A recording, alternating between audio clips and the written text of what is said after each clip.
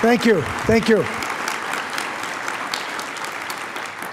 Thank you, Kathy. I appreciate that. Trudy and I are absolutely delighted to be here in Snohomish County. Isn't it great that Snohomish County, not only being well known for making the world's most fuel-efficient jet, the Boeing 787, not only famous for the biotech corridor, which is curing cancer, but is well known after today of being a community that's committed to racial equity. I'm very happy about Snohomish County, what you're saying. And I do think it's noteworthy that Snohomish County is having this conversation. We've got so many people in this community who are leading the state, and by extension the nation, in this conversation. Representative Rue and Senator Chase are here. Thank you for your leadership where you guys are. They're doing some great work in the state legislature. We were in Kent last week with the discussion with the immigrant community, and Janice Green was there to help lead that discussion. She's helping the whole state. Harry Parker, is Harry here today from the Sheriff's Office? I don't know if Harry here today. Sheriff's been doing some great work in trying to divert people who have mental health issues out of our criminal justice system into mental health. Isn't that a great idea? And that's happening right here in Snohomish County, some of the good things that are happening. I guess you heard from Caprice Hollins here earlier. I don't know if Caprice is still here. She helped, I organized my entire cabinet, about 100 of our top leaders in state government. We spent 2 days with Caprice in diversity and cultural training. And she did a great job helping lead a discussion on my team to be open to ideas. And I loved what she had to say, because she said, do not fear this conversation.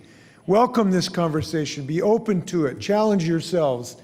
And Caprice helped my administration to move forward.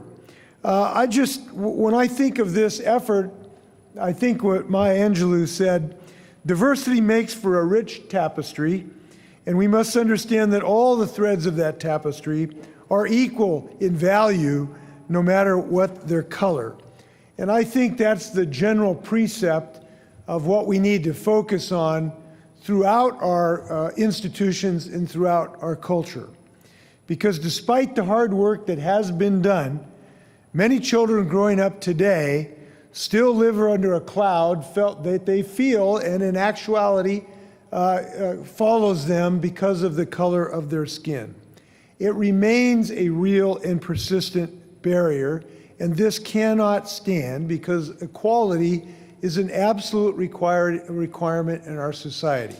And I think one of the most important things to say about this issue, and as a guy who's 66 years of age, I know that our country, our society, and our state has come a long way in the previous decades. But the single most important thing to say about this is we are not there yet. We've still got a long ways to go. We still have a lot of work to do. We still have fear and prejudice in our society. It lurks in the human soul. We may never be there, but we've got more work to do. And I'm happy to say that, because it's a challenge my administration is willing to accept. And we are moving in this state to accept that challenge. We're moving in Yakima, where I will tell you this, of all the things I say when I talk about the state of Washington, I think we got the greatest state by far in the United States. But the thing that gets the loudest applause in any audience I talk to is when I note that we have elected 3 young Latina women in Yakima to the City Council of Yakima, Washington. That gets the loudest applause.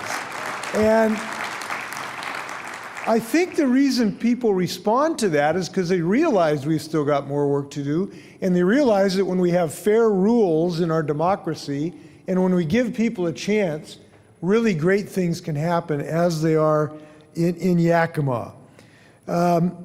And we know we need more than good wishes. The Dalai Lama says it's not enough to be compassionate, you must act. So we are acting here, and we've got to celebrate and be committed to that further action. We're acting by continuing to press to pass the Washington State Voting Rights Act. so that everyone has a shot to be represented in our local municipal elections.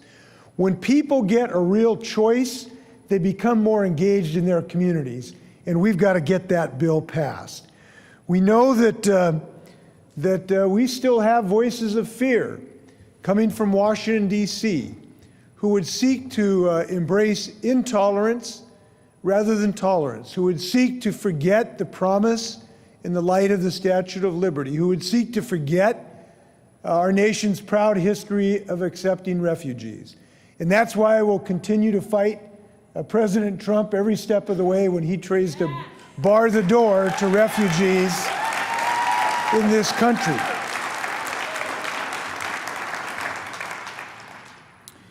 Now, there's some other quieter things. That's certainly our battle against the Trump administration. By the way, thank you to Attorney General Bob Ferguson and his work in the judicial system.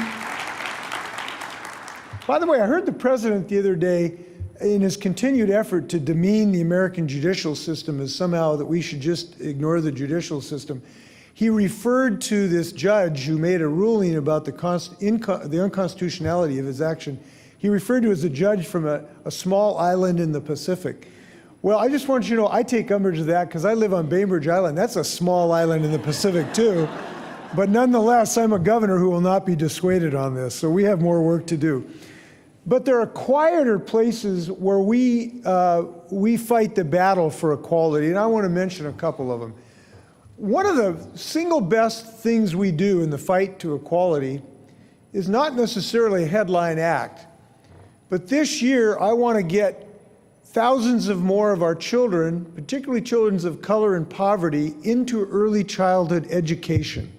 When we do this, this has one of the single most profound changes in the opportunities for kids who live in color. I'm really fighting hard for this, and if you know a legislator, feel free to talk to them and suggest that they pick my number for early child education, which will improve access for thousands of students. Same thing at the other end, which is in college.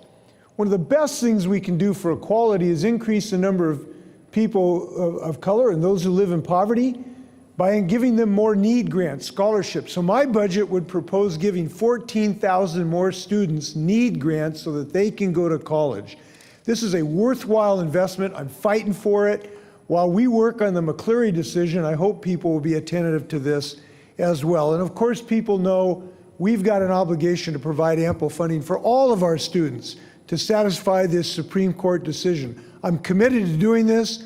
I'm asking legislators to answer the call and get across the goal line. Failure is not an option here. If you know a legislator, urge him to get involved in negotiations right now to get this job done.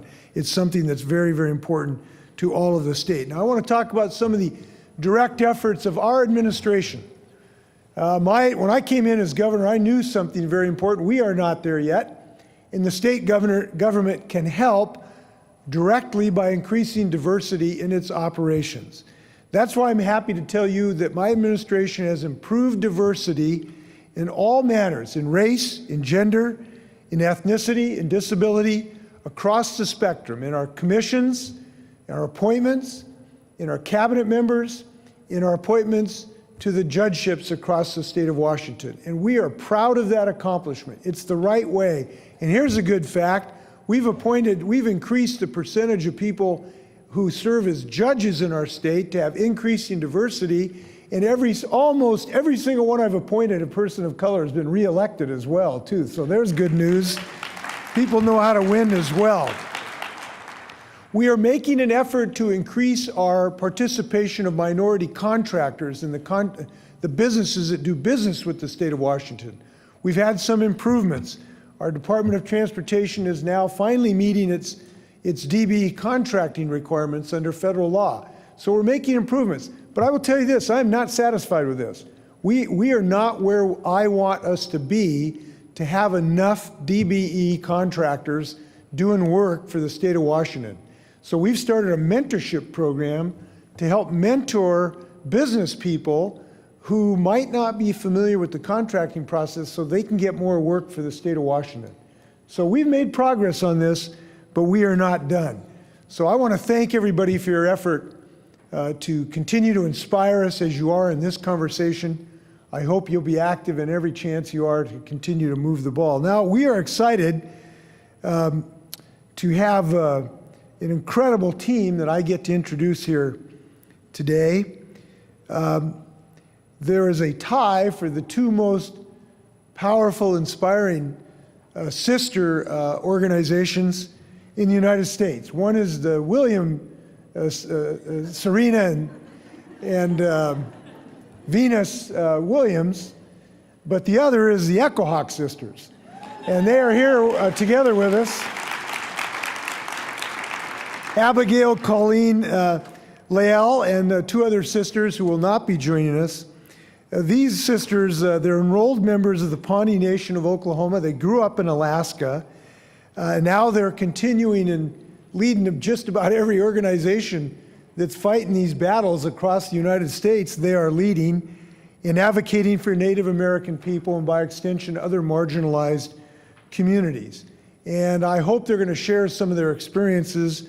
They really are national leaders. So please welcome Abigail, Colleen, and Lael come up. And I can't listen to you, but I'm going to get your videotape and make sure we watch it. Thanks a lot. Have fun today. Okay, sounds good.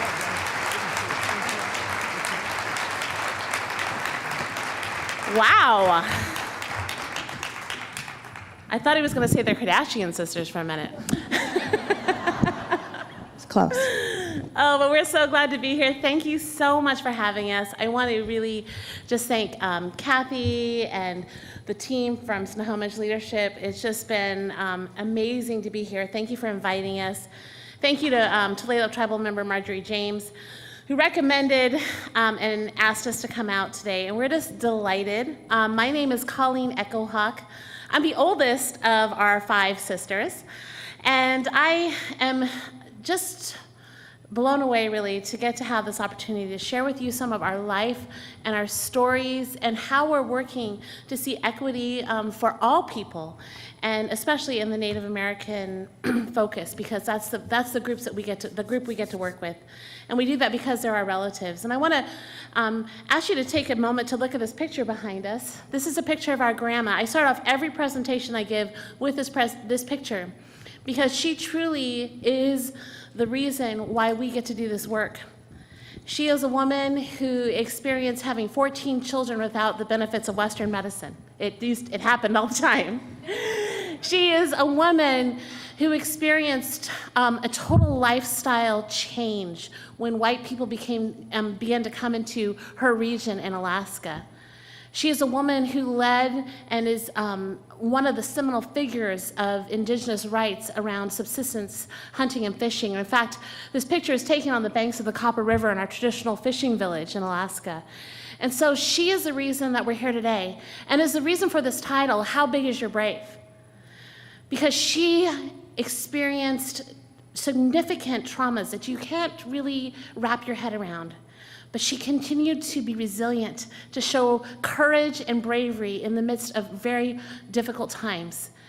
And as this new Trump administration has come into our country, I think there has been some fear amongst many of us. There's been threats on the way that we do the work that we do. And I am constantly reminded of my grandma Katie John. And we're going to share stories of her life, our lives together as sisters. And I just want to thank you so much. I also wanted to just mention that there are some Native people here that we know. We're so glad. I see Matt, and I recognize Terrence from like way back in Indian Heritage Days. So I didn't put it together until just right now. So, and many other folks out there. So we're really just glad to get to share with you. And I think that this presentation might be a little bit different than what you might expect at a keynote, obviously, because there's 3 of us. But we want to share story, because we believe that's how that story changes us, and story motivates us to move to the next thing. So thank you. I'm going to pass the baton to Abigail. Nobody else is allowed to call me that. For the rest of the world, I go by Abigail Echohawk. So I'm so excited to be here and to have this opportunity to share some of the experiences that we have had both as sisters, as Indigenous peoples, and as advocates for people of color across this country. As Colleen mentioned, there is and I'll talk about a little bit later, there is a lot of fear in the communities that I work in every single day. And so how do we combat that fear? How do we support our communities? And how do we fight what is causing it? And we are in a place and a time, a friend of mine recently told me, he said, we're in a watershed moment. And a watershed moment doesn't mean that all of a sudden there's this big change. What it means is there is energy for change. And that's what we have in this country right now, and that's what you have in this room. And I am a mother, I am a daughter, I am a wife, I am a sister, and I am a community member. And I am very blessed to work in my community to ensure that there are Indigenous voices present in policy, programming, and in healthcare. So I'm excited to share some of my stories with you. I am excited to be on the stage with my sisters. This doesn't happen very often. It's very rare. So thank you for the invitation. We're excited to be here.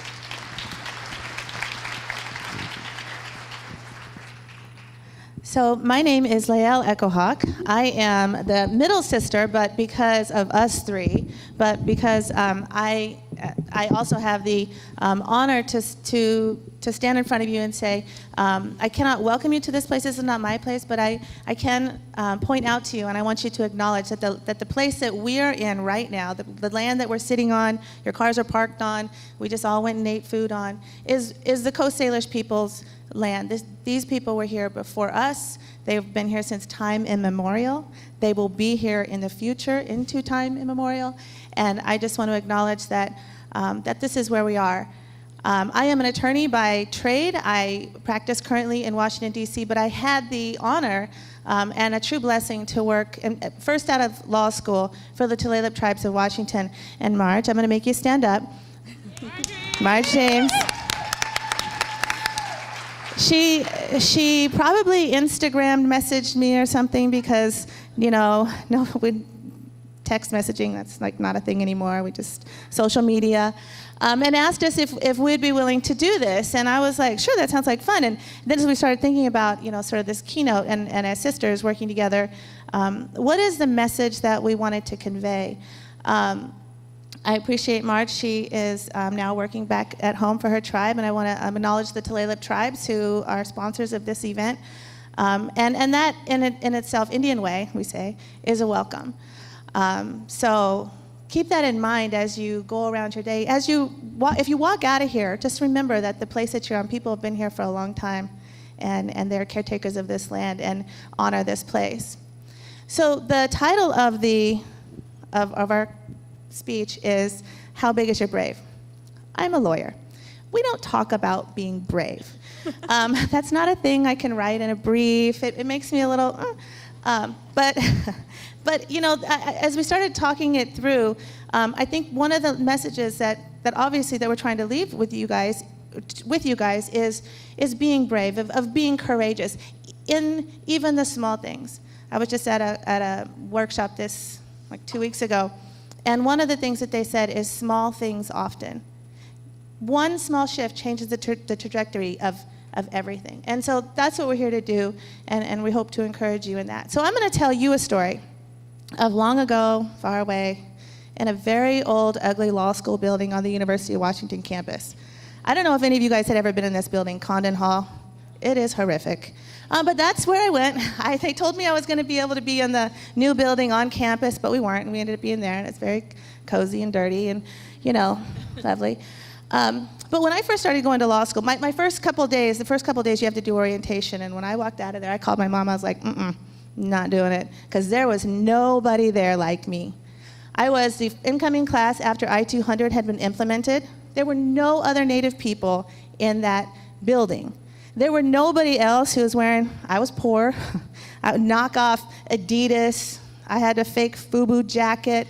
I'll show you a picture of me a little bit later. Oh yeah, see, you wore it too.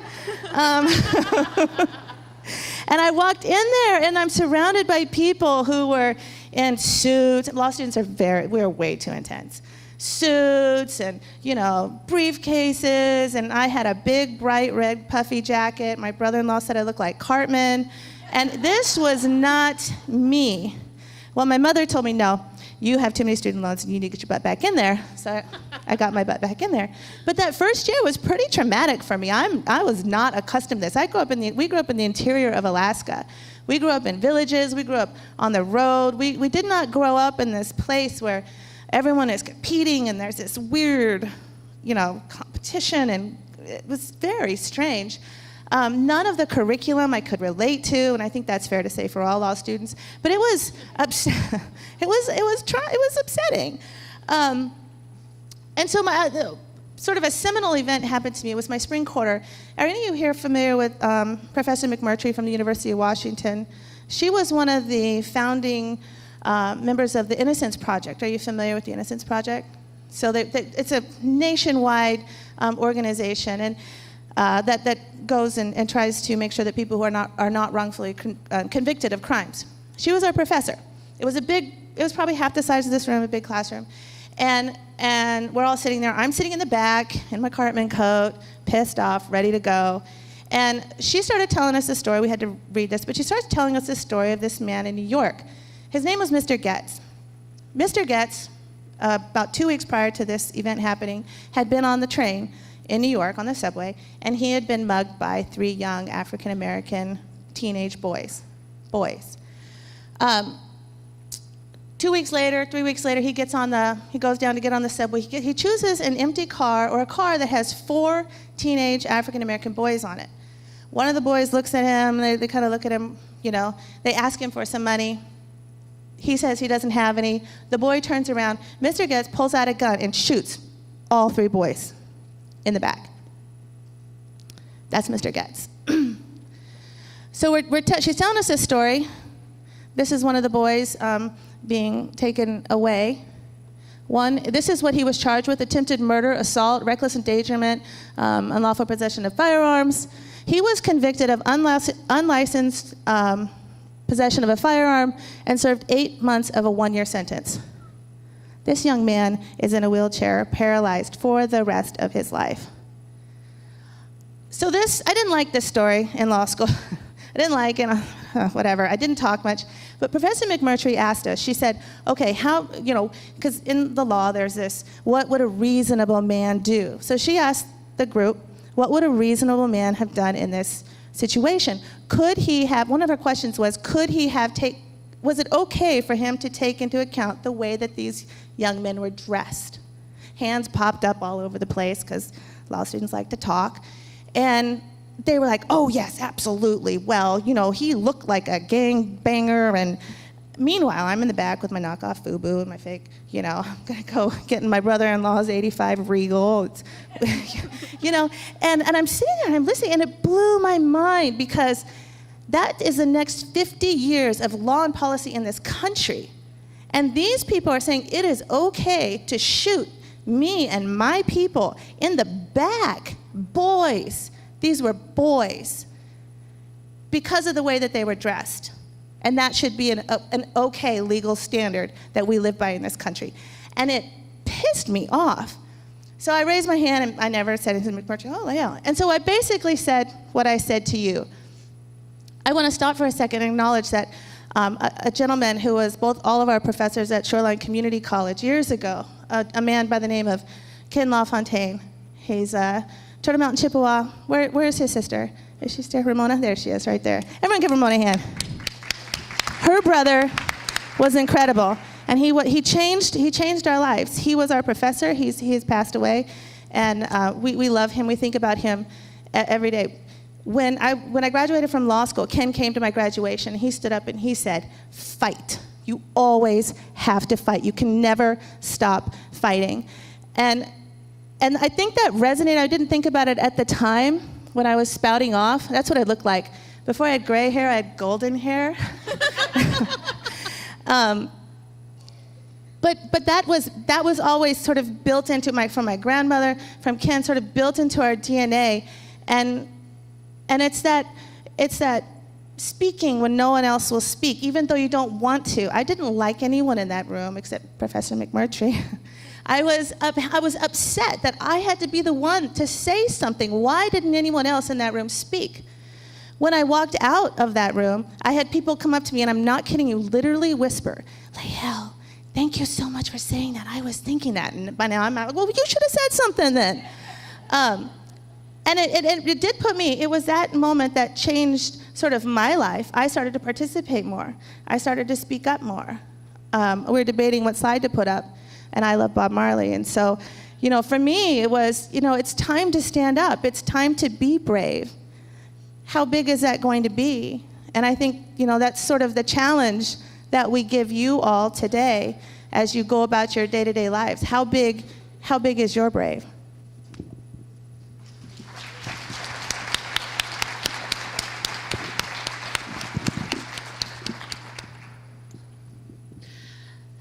So some of the work that I get to do is as the executive director of the Chief Seattle Club, and I also am fortunate to work with the Coalition to End Urban Native Homelessness. And the reason we need the Chief Seattle Club and the Coalition to End Urban Native Homelessness is that we know that Native people are at a much higher risk for facing homelessness nationally. It's a national statistic. And if you live in King County and you're Native, you are 7 times more likely to be homeless. In King County, we make up around 1% of the general population, Native people. But in the homeless population, we make up around 5%. I think it's actually probably a little higher, more like 7%. So we have an extreme disparity. And the work that I get to do at the Chief Seattle Club is to address that disparity and also to provide for the needs of our Chief Seattle Club members who are experiencing homelessness. Every day, over 100 Native people come into my organization where they can find food and showers and laundry. They also can access chemical dependency and mental health. And most importantly, they can access traditional and spiritual healers who are there to help them move on to the next step of wellness in their lives. And I'd like to say that every day I come home and it's all happy, joy, joy, but it's hard work. It's hard. It's hard to work with my relatives, people that I grew up with who are now experiencing homelessness. It's hard to keep fighting and trying all kinds of different things to try to get people to notice Native homelessness, and it seems like no one's listening. And then I start thinking a little bit about where I come from. On our dad's side, we're Pawnee. We're from the Pawnee Reservation in Oklahoma, and our original homelands were in Kansas and Nebraska. And the Pawnee people in the mid-1800s, there were like 15,000 of us. There's a lot of us. We were a big tribe. We had a thriving culture. And in 1910, we were down to 600. 600 people from 15,000. I often think about those 600 people. I think about what they experience. I think about their resiliency. I think about their strength. And I often, when I start feeling a little bit down about the work that I'm doing, I talk to myself and say, Colleen, your ancestors experienced way more than this. You are a result of their resiliency and their strength. So get over yourself. Who cares if the work is hard? Be brave, be bold, and put yourself out there. And so I find myself often in situations where I'm having to speak up and say things, just like Lael was mentioning in her law school class. And about 1.5 years ago, I had this opportunity where I was invited to speak in front of the Pioneer Square Preservation Board. Anyone been to Pioneer Square in Seattle? It's one of the thriving district. It's one of the oldest, it is the oldest district in Seattle. And I was asked to go and give testimony on behalf of some situations that were happening down there, which I was happy to do. And I was sitting waiting for my turn to give testimony, and I started thinking about where I was at. I started thinking about Pioneer Square. And now I'm the biggest lover of Seattle ever. I've lived in Seattle for 20 years. I think it's the most cool, vibrant city. I love it.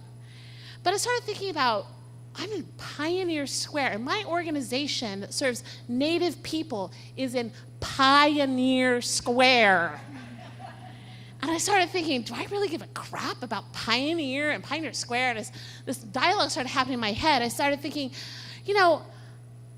why am I here when we should be talking about something else? We should be talking about Native culture and preservation. And so I started thinking, what I really care about are the Coast Salish people and their traditions and their stories. Why isn't it everywhere in every city, in Everett and Linwood and Seattle? Why don't we see expressions of Coast Salish culture? And then I remembered that in 1865, Coast Salish people were banned from the city of Seattle. That Native people were not allowed to be in this city. And I started feeling mad. Then I started thinking about Princess Angeline, the daughter of Chief Sealth. And I started thinking about her life and about what happened to her and how she ended up living in total poverty down by Pike Place Market. And I thought about the 10 million tourists that go through Pike Place Market. And do they know about Princess Angeline? Are they hearing the story of Coast Salish people?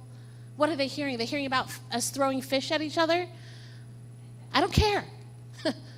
And then I started thinking about my people. These are some of my members of the Chief Seattle Club. And they're so amazing, such resilient, hilarious people, despite suffering tremendously out on the streets. And I know these beautiful people, and I started thinking about, that's what I care about. I care that every single person have a place to sleep, and especially Native people. I started to think about how I think it's morally repugnant that Native people are the most likely to be homeless in this country. That is morally wrong when you think about where we are at right now. And I've started to make a bold statement that I think the way that we solve all homelessness is to solve Native homelessness.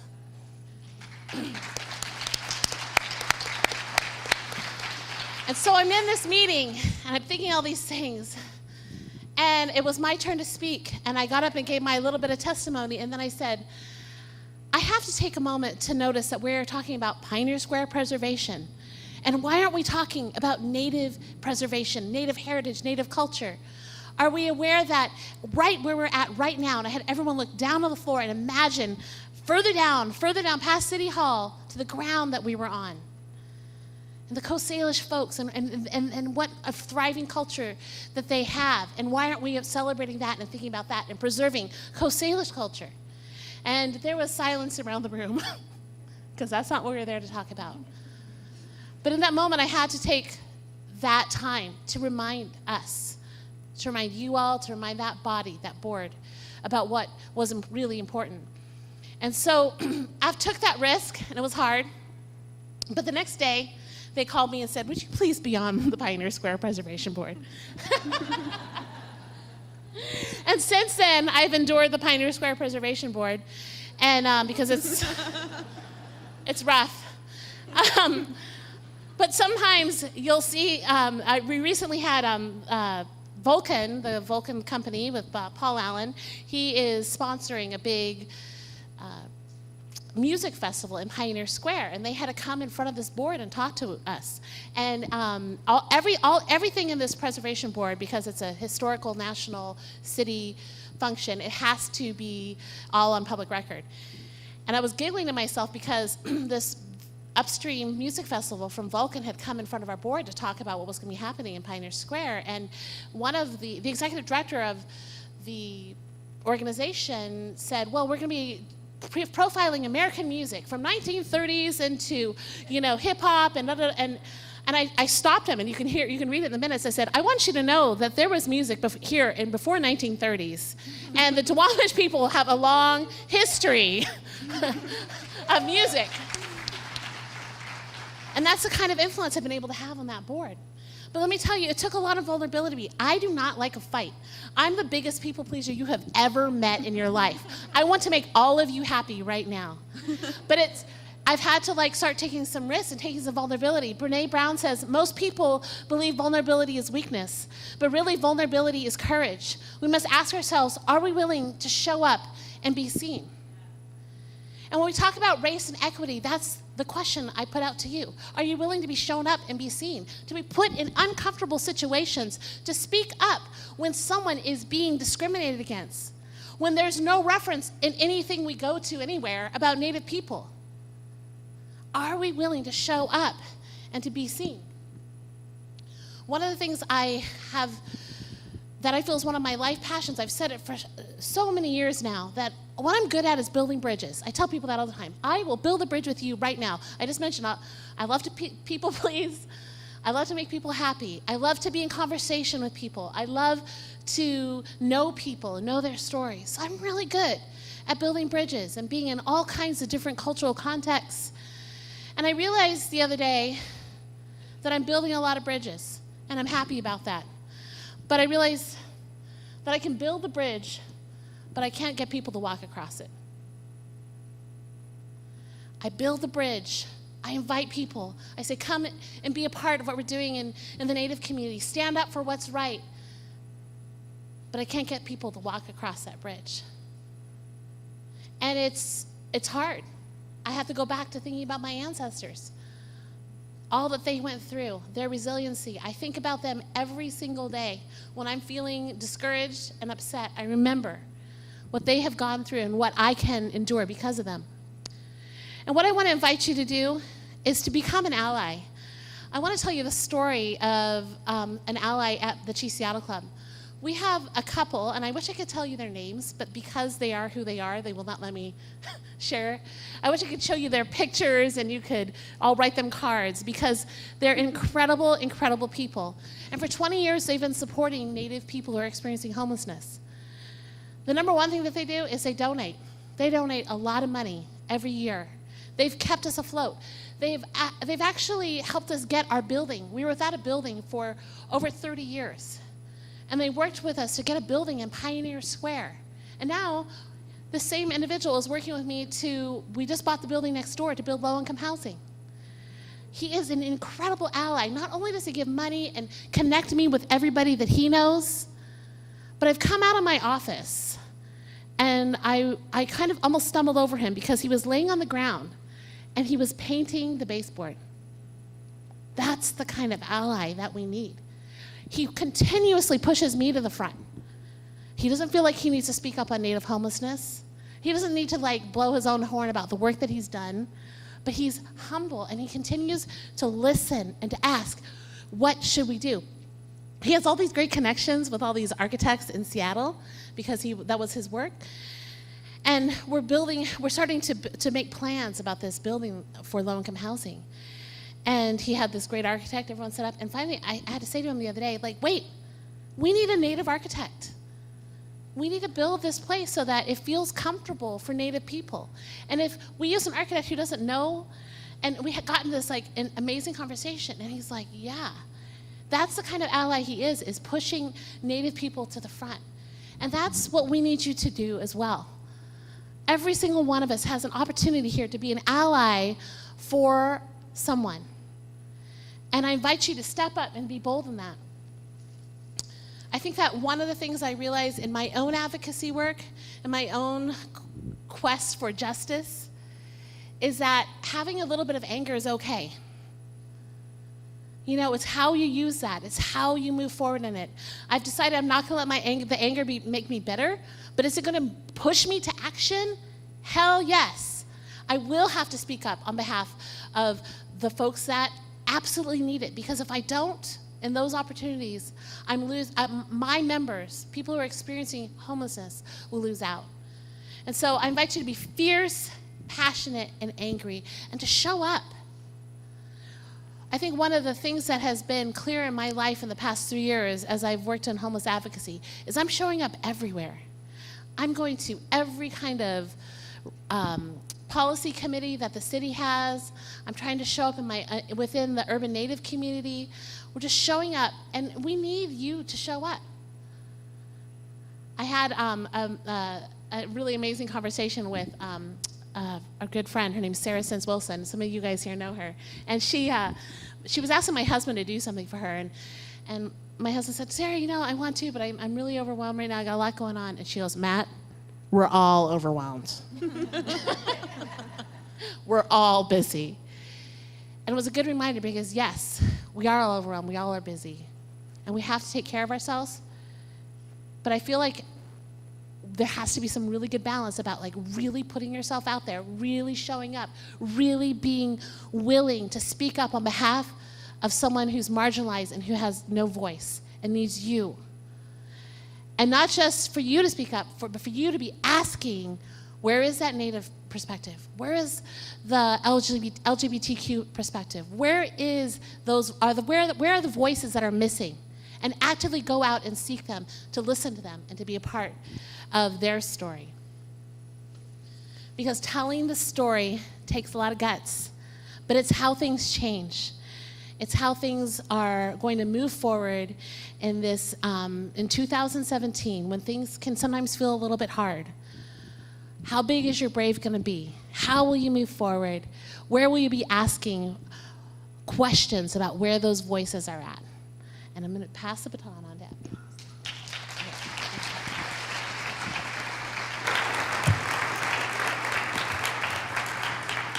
These sisters, for real. I'm inspired and I get to hang out with them every day. Except for the one who left us for Washington, D.C. I'm still upset about that. What we've been doing is telling you stories. Telling stories and taking risks. And it is a risk to tell your story, to be vulnerable, to be open, to put who you are out in front of people who may not accept you for that. I am asked to take this risk a lot, and actually there's a couple people here I've seen over the past couple months at 3 or 4 different talks that I've given. I keep running into the same people. It's a lot of fun. A couple years ago, I realized I had been out on this, really, for my organization, my job is to go and promote what we're doing, ensuring that people know what my organization is up to and knows the health status of American Indian, Alaska Native people. Then I realized something had kind of, in a few of the places I'd been in, had kind of changed. So when I was called upon these different talks that I was giving or stories that were written about me, in fact, I read one in particular, and I realized that I was a token story. I was the token person of color's poverty story. And it was pretty devastating for me because it was an article that somebody had written about me, an organization that had given me $500 when I was in college. And I agreed, yes, that helped me. I definitely want to get you more donors. And they wrote this story about me, and it started out with Abigail was born into a small place in Alaska where there was no hope. And I read the first sentence and I thought, hell no. But often as people of color, and when you ask people to share your stories, what is the motive?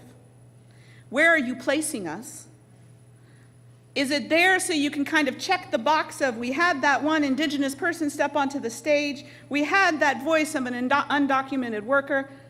Is that all you're looking for, or is it to truly let us tell our own stories?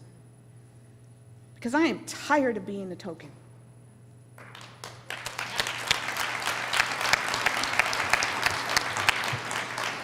So I maybe wasn't always this sexy. And if anybody gets to tell the story of this awkward Alaska Native, Pawnee Athabascan girl with a bad haircut from her sister who's now a lawyer and shouldn't have been cutting hair, and glasses so big from the Indian Health Service because I didn't get much options, they covered my eyebrows, to being in a school where I was the only Native person that I wasn't related to, where we were the only family that were people of color. From the books that we were read to the curriculum that we were taught, we were always on the outside. Who has the right to tell my story? It's me and me alone. Because our stories with them, they bring power. And right now we are in an environment where for many people in our communities, it's very uncertain and really scary times. I was just talking to a friend of mine at the Odessa Brown Children's Clinic, and he was telling me they think that they're not seeing as many of their immigrant and refugee clients because of the situation politically right now. That is a children's clinic. Children are not getting immunizations. They are not getting their health care.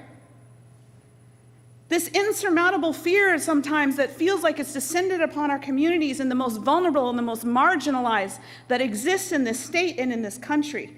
Our access to health care, dignity, basic movement, freedom of movement is under attack. What do we do? You're doing it right now because you're in this room.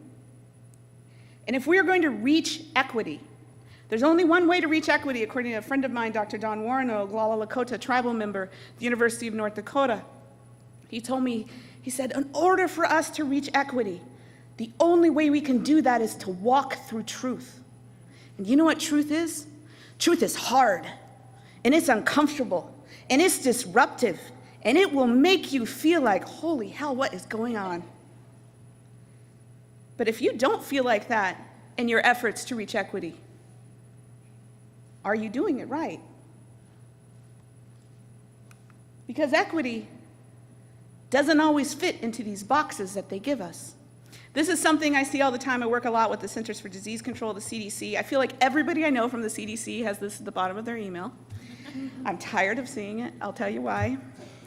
Equality, the definition of equality is we all get the same. And we do know in our communities, marginalized communities of color, immigrant and refugees, LGBTQI, we have not received the same access to services. We've been discriminated against. We have prejudice in every system that we interact with. Yes, we do need resources. And often the answer is, well, equity is this. We'll give this community a little bit more. And that will take them to our goal of being, in this metaphor, seeing over the fence and being able to participate in the game. This picture bothers me. This idea of equity bothers me. First of all, it assumes that we all look at the same game. I'm an indigenous woman. I come from ancestral teachings. I carry the bloodline of my grandmother. I feel her. I see her with me always. That is my experience. Your experiences are different. Do they fit in these tiny little boxes? And why? In these examples of reaching equity within marginalized communities, are we always behind a fence? Is that a game we want to play? Why are we always smaller? People often tell me in the work that I do, we're here to serve your underserved community, historically underserved community. And I say, in my history, I was served with love, compassion, hope, and because of my ancestors' resilience, I stand here today. My history, I have not been underserved. Colonially, I have been underserved. Institutionally, I am underserved. Don't define what my history is, because I can tell you all of it. And it was built in love. So how do we as a community address this and say, we don't need to be behind a fence? Do we even need to be in the grandstands? Because what we want to do is to be grounded in who we are as community. My brother-in-law, Colleen's husband, I say things to him and he creates awesome graphics for me because I could never do this. And I told him, I was like, Matt, when I think about who I am, I think about the Mentasta Mountains that we grew near. I think about the creek that I'd step my feet in where I could grasp out a salmon with my bare hands. And that salmon feeds my mind, body, soul, and spirit. That's who I am. But I can take pieces of what is given, those strengths in our Western societies. And if you see, this woman has what we call a cradle board on her back. It is traditional safe sleep. We've always done that. We've always cared for our babies and put them in what now pediatricians say is the best place, which is safe and secure on their backs. And what I can do is I can take that fence. I can take that fence down. I can take that wood, and I can build it into this cradle board of strength for my child while I ground myself in who I am as a traditional indigenous person. This look on equity challenges the boxes. And we have to challenge the boxes because the boxes are comfortable. They're easy. They say if you hire 2 people of color, you've done your job at diversity. They say if you hold a workshop, you have now done diversity training within your organization. Or did you just teach them not to get sued?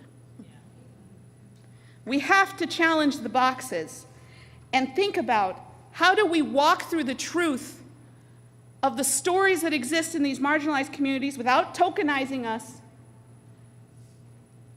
I always tell my sons, I have them walk ahead of me because they were born to lead. and the communities you work in were born to lead the change. They were born to lead and to build what they need. So quit putting it in the boxes. Challenge yourself when you're asking people to come to speak. Are you having them there to truly share and you're there to listen? Or are you there to write an article that says they grew up poor? I always think, and in my story, and I actually very rarely share this, again, because of the tokenizing issue, but I feel that this room is pretty awesome, right? I came from Alaska when I was 18 years old, and I soon got married and was pregnant very soon. And during that time, I was poor, I was low income, I was on food stamps, I was on medical assistance. During the time that I was pregnant with my first son, my husband was incarcerated for a short amount of time. I didn't have anywhere to live. I slept for a month and a half on my in-laws' couches. And that story is really easy to say, oh, good job, you're so resilient. But when you say that in you can keep surviving all these terrible things life throws at you, you're basically telling me, let me throw another terrible thing at you. And I'll pat you on the back and say, good job, you're so resilient. That idea of resiliency, if you look it up in Webster's dictionary, it's defined as a noun. What it doesn't say, and for me, when I think about the strength that my sisters and my family bring, is the fierce advocacy, strength, communication, taking care of and loving one another. Because for us as Indigenous people, and I think for all people of color who have practicing their resiliency, for us, resiliency is not a noun. Resiliency is an action. It is a full-on verb. It is a run marathon down the street, and we will not stop. We have to run. But we can't do it alone. We have to have allies. And I'm going to tell you just a brief story. You see here on the screen a picture of what we call the blanket toss in Alaska. And as kids, we used to go to this, they have this thing called the World Indian Eskimo Olympics. It's basically where all the Native people in Alaska come together and we do our traditional feats of strength and games. And this is one of them. And what it used to be is the women in the further northern parts of Alaska would take seal skins and they would stitch them together.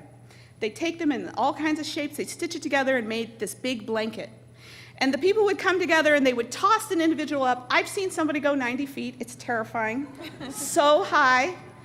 And traditionally, they would look out at the water conditions, see if there was whale to hunt, seals, see what the water conditions were, if there was icebergs floating around that they wanted to be careful of.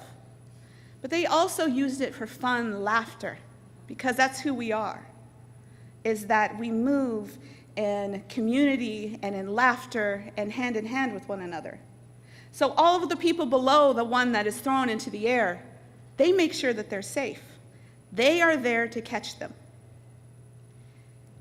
When you are addressing inequality, inequities, you will often be the person 90 feet in the air. Yeah. And sometimes, if you ever see this, I encourage you to Google it. There's a lot of pictures of things on YouTube. Sometimes they're meant and they're supposed to go straight up. But if you've ever been on a trampoline, sometimes you go this way. That blanket's not that big. What do? In the four corners will be those with the most experience from the community. Surrounded by them will be people who are new to the community, allies. They actually do this with a bunch of tourists. And the people in the corners, they're holding on to there. And when somebody goes sideways, those community members, they say, move, and they move them. So when that person comes down, they catch them at the center of that blanket. As allies, there are going to be times when somebody says to you, you need to move. They will also say to you, you need to listen. I recently, just a couple months ago, gave a talk at the Washington State Public Health Association, and in that talk I was talking about health inequalities and measuring police violence, and I said Black Lives Matter. And I believe Black Lives Matter. You should have seen the hate mail I got. We take these risks, and for me it was I knew it was coming, but still it hurts you. The people I had to catch me were both my family, my community, and those allies. We need to come together as a community holding onto that blanket and recognizing that we are stitching back together in bold, beautiful, bright, intricate patterns, things that have been torn apart, that were meant to be destroyed. But together we can rebuild culture, rebuild beauty, break down all the barriers that are holding us back. And in the words of Beyonce, because who doesn't love her? We can find healing where it does not live. In my community, in this community, resiliency isn't about survival. Resiliency is about love. It is the reflection of who we want to see and who we want to be in our community. Resiliency is not a noun, it's a verb. And it takes us together, standing hand in hand, building, rebuilding, tearing down, building cradle boards out of torn wood, and putting those people who are always meant to lead in the front. And that takes strength, humility, compassion, passion, and determination. And in that, you must make relatives. In our communities, I have so many relatives I call uncle, auntie, grandma, grandfather, who I'm not blood related to, but they are my community. Make relatives. Build that community around you. Because if we're going to address equity, you have to take a chance. You have to tell a story. You have to be brave.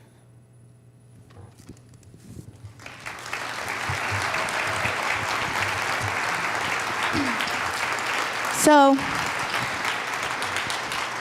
go back to the slide. How big is your brave? So the takeaways from our conversation today really comes back to that stepping out in courage and in bravery. And I mean this, you know, we go to a lot of these things, and oftentimes we're preaching to the choir. Some are the singers, some are the sopranos leading, some are the people in the back singing alto really low. You know, some are the people that just come and they just want to be part of the choir and they put on a robe, but they don't practice, but they're there, they're just moving the wrong way. You know, you've seen those guys. It doesn't matter, right? Because they're all part of the choir.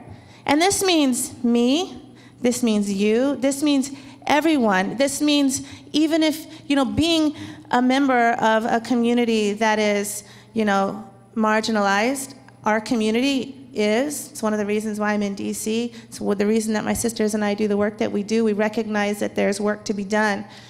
But it requires every day us to step out. It requires us hearing Ken's voice in our head, fight. It requires us seeing my little grandma who just wanted to stay home, sit on her nice couch in her cabin in the village, play solitaire, eat dry fish, and drink tea. But she didn't.